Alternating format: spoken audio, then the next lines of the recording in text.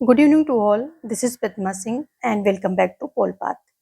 आज आप अंतर्राष्ट्रीय राजनीति में स्वेज संकट पढ़ेंगे और स्वेज संकट के बारे में पढ़ने से पहले इसको हम लोकेट कर लेते हैं मैप पे कि ये जो है स्वेज नहर कहाँ है। ये कृत्रिम नहर है और ये देखिए ये मार्ग को जो है शॉर्ट कर रही है। चलिए इसके बारे में पहले आप स्वेज नहर कहाँ पर है वो देखिए।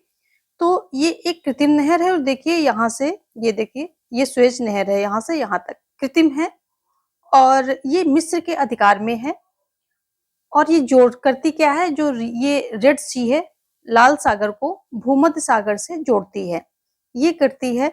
और इसकी उपयोगिता इतनी ज्यादा क्यों है? क्योंकि देखिए यहाँ पर मार्ग जो है, देखिए ये लगभग 7,000 किलोमीटर की दूरी को कम करती है, यानी कि ये एशिया और यूरोप को जोड़ती है, एशिया और यूरोप को जोड़ने का काम करती है। और उस काम में क्या है कि 7,000 किलोमीटर जो इसकी दूरी है उसको कम करती है। देखिए यहाँ 19,800 किलोमीटर इसकी टोटल लंबाई है। इस लंबे मार्ग की, जो ये लंबा मार्ग है, इसकी कितनी है? 19,800 किलोमीटर है और यहाँ 11,600 किलोमीटर है। तो लगभग 7,000 किलोमीटर की दूरी को ये सीधे सीधे कम कर देती है, इसलिए इसकी उपयोगिता है।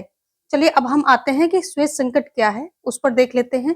और यहाँ पर एग्जाम पॉइंट ऑफ व्यू से कुछ इंपॉर्टेंट पॉइंट हमने लिख दिए हैं, तो ये आपको पीडीएफ टेलीग्राम ग्रुप पे मिल जाएगी। देखिए स्वेज संकट है क्या। 1956 में 1956 में जब मिस्र ने स्वेज नहर का राष्ट्रीयकरण किया, तो उस समय पहले इजराइल ने और फिर क्या हुआ कि बाद में ब्रिटेन और फ्रांस ने मिस्र पर आक्रमण कर दिया और इसी को जो है स्वेज संकट कहा जाता है। इन शॉर्ट यही स्वेज संकट है कि पहले इजराइल ने, बाद में ब्रिटेन और फ्रांस ने मिस्र पर आक्रमण कर दिया, क्योंकि मिस्र ने जो स्वेज नहर था इस पर जो है स्वेज नहर का राष्ट्रीयकरण कर लिया था, यानी कि पूरा अपने मिस्र सरकार के अधिकार में कर लिया था। यही स्वेज संकट कहलाता है। यह आक्रमण स्वेज नहर पर पश्चिमी देशों का नियंत्रण पुनः स्थापित करने तथा मिस्र के राष्ट्रपति नासिर को सत्ता से हटाने के उद्देश्य से किया गया था। युद्ध शुरू होने के बाद संयुक्त राज्य अमेरिका, सोवियत संघ और संयुक्त राष्ट्र संघ ने राजनीतिक हस्तक्षेप किया था इसमें। और इनके हस्तक्षेप से क्या हुआ कि जो आक्रमणकारी देश थे वो पीछे हटने को बाध्य हो गए थे। थोड़ा सा इसके इतिहास के बारे में जान लें कि क्यों इतना ये स्वेज संकट आया, क्यों इन देशों ने आक्रमण किया। तो जो ये स्वेज नहर है, इस नहर का प्रबंध पहले स्वेज कैनाल कंपनी करती थी, जिसके आधे शेयर फ्रांस के थे और आधे शेयर तुर्की, मिस्र और अन्य अरब देशों के थे। बाद में मिस्र और तुर्की के शेयर जो थे वो अंग्रेजों ने खरीद लिए थे। 1888 ईस्वी में एक अंतरराष्ट्रीय उपसंधि के अनुसार यह नहर युद्ध और शांति दोनों कालों में सब राष्ट्रों के जहाजों के लिए बिना रोक टोक के, यानी कि समान रूप से आने जाने के लिए खोल दी गई थी। ऐसा समझौता था इस जो उपसंधि थी कि नहर पर किसी एक राष्ट्र की सेना नहीं होगी। किंतु हुआ क्या कि अंग्रेजों ने 1904 में इसे तोड़ दिया, यानी कि जो ये संधि हुई थी इसे तोड़ दिया और नहर पर अपनी सेनाएं बैठा दी और उन्हीं राष्ट्रों के जहाजों को आने जाने की अनुमति दी जो युद्धरत नहीं थे, यानी कि जो युद्ध में शामिल नहीं थे, युद्धरत नहीं थे, उनको आने जाने की अनुमति थी। फिर क्या होता है कि 1947 ईस्वी में स्वेज कैनाल कंपनी और मिस्र सरकार के बीच यह निश्चय हुआ कि कंपनी के साथ 99 वर्ष का पट्टा रद्द हो जाने पर इसका स्वामित्व मिस्र सरकार के हाथ आ जाएगा। तो देखिए यहीं पर जो है ये हुआ कि 1947 में ये बात हुई कि जब 99 जो वर्ष का पट्टा है, तो अगर वो रद्द हो जाएगा तो स्वामित्व किसके पास? मिस्र सरकार के हाथ में आ जाएगा। फिर क्या होता है कि 1951 में मिस्र में ग्रेट ब्रिटेन के विरुद्ध आंदोलन छिड़ा और अंत में 1954 ईस्वी में एक करार हुआ जिसके अनुसार ब्रिटेन की सरकार कुछ शर्तों के साथ नहर से अपनी सेना हटा लेने पर राजी हो गई थी। इसके बाद क्या हुआ कि मिस्र ने नहर का 1956 में राष्ट्रीयकरण कर इसे अपने पूरे अधिकार में ले लिया और यहीं से जो है कॉन्फ्लिक्ट शुरू होता है, यानी कि स्वेज संकट आता है, क्योंकि जब इसको पूरे अपने अधिकार में मिस्र ने लिया तो इजराइल और ब्रिटेन और फ्रांस इन तीनों देशों ने इस पर आक्रमण कर दिया, और जिसके बीच बचाव के लिए अमेरिका, सोवियत संघ, सोवियत रूस और क्या कहते हैं उसको संयुक्त राष्ट्र संघ, ये तीनों जो है इन्होंने हस्तक्षेप किया, तब जाके ये देश पीछे हटे।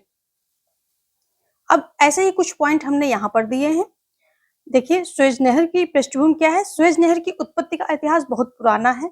मिस्र के राजा सेनुस्रेट तृतीय फिरौन के शासन काल में, जो कि 1874 ईसा पूर्व की बात है ये, उस दौरान प्रथम जलमार्ग की खुदाई की गई थी। तो सबसे पहले इन्होंने जो है सेनुस्रेट जो है तृतीय इन्होंने किया था, खुदाई की थी। और हालांकि इस अल्प विकसित नहर को सिल्टिंग यानी गाद जमा होने के कारण छोड़ दिया गया था, और बीच की शताब्दियों के दौरान इसे कई बार खोला गया था। तो इसमें जब सिल्टिंग की वजह से छोड़ दिया गया और बीच बीच में कई बार इसको खोला भी गया। फ्रांसीसियों के प्रयासों द्वारा 19वीं शताब्दी के मध्य में आधुनिक सुएज नहर का निर्माण किया गया, और 17 नवंबर 1869 को इसे नेविगेशन के लिए खोल दिया गया। तो ये डेट आपकी इंपॉर्टेंट है। वर्ष 1858 में universal Suez ship canal company को 99 वर्षों के लिए नहर के निर्माण और संचालन का काम सौंपा गया था। तो जो पट्टे की बात हो रही है 99 वर्षों की, तो वो यही है, जिसके बाद अधिकार मिस्र को सौंपा जाना था। तो जब 99 वर्ष कंप्लीट हो जाएंगे तो क्या हो जाएगा कि इसका अधिकार मिस्र को सौंप दिया जाना था। मिस्र स्थित इस कृत्रिम समुद्री जलमार्ग, ये कृत्रिम है तो ध्यान रखेंगे, अभी क्वेश्चन में कभी भी आता है कैसी है, तो ये कृत्रिम है। जो कृत्रिम समुद्री जलमार्ग का निर्माण भूमध्य सागर और लाल सागर को जोड़ने के लिए 1859 और 1869 के बीच किया गया था। सुएज नहर यूरोप और एशिया को जोड़ने में भी महत्वपूर्ण भूमिका निभाती है। साथ ही यह अफ्रीका में केप ऑफ गुड होप से होकर नेविगेट करने की आवश्यकता को समाप्त करती है, और इस तरह 7000 किलोमीटर तक की दूरी को कम करती है। तो ये इसकी उपयोगिता है कि ये दूरी को कम करती है। सुएज नहर के कारण ही एशिया और यूरोप के बीच मिस्र की स्थिति एक रणनीतिक जंक्शन के रूप में है। तो इसकी स्थिति कैसी है? रणनीतिक जंक्शन के रूप में है। उपनिवेशों और अर्ध उपनिवेशों द्वारा जोर दिए जाने के बाद जमाल अब्देल नासिर ने वर्ष 1956 में इस नहर का राष्ट्रीयकरण किया, और इसके राष्ट्रीयकरण करते ही जो है सुएज संकट उत्पन्न हुआ था, क्योंकि 3 देशों ने इस पर आक्रमण कर दिया था। वर्ष 1956 में ब्रिटेन, फ्रांस और इजराइल ने इस नहर पर निर्भर अपने कॉर्पोरेट हितों की रक्षा के लिए मिस्र पर आक्रमण किया। इस युद्ध को सुएज संकट की संज्ञा दी गई। सुएज नहर का महत्व क्या है? तो उपनिवेशीकरण को सक्षम बनाने में सुएज नहर का निर्माण वैश्विक समुद्री कनेक्टिविटी की दृष्टि से एक महत्वपूर्ण विकास था, और औपनिवेशिक इतिहास को स्पष्ट रूप से प्रभावित किया। ब्रिटिश साम्राज्य का उदय काफी हद तक इस नहर के द्वारा ही सक्षम हुआ था, और यह नहर पश्चिम और पूर्व के बीच सभी प्रकार के व्यापार हेतु तो एक जीवन रेखा के रूप में कार्य करती है, क्योंकि प्रतिवर्ष लगभग 10% वैश्विक व्यापार इस मार्ग से ही होता है। तो ये पूरी पृष्ठभूमि है किसकी? सुएज नहर संकट की, जो सुएज संकट आया था उसकी। आई होप आपको ये कॉन्सेप्ट समझ में आया होगा, और यहाँ से अब आपका कोई भी क्वेश्चन गलत होने की उम्मीद नहीं होगी। मिलते हैं एक नए टॉपिक के साथ। Thanks for watching. जय हिंद, जय भारत।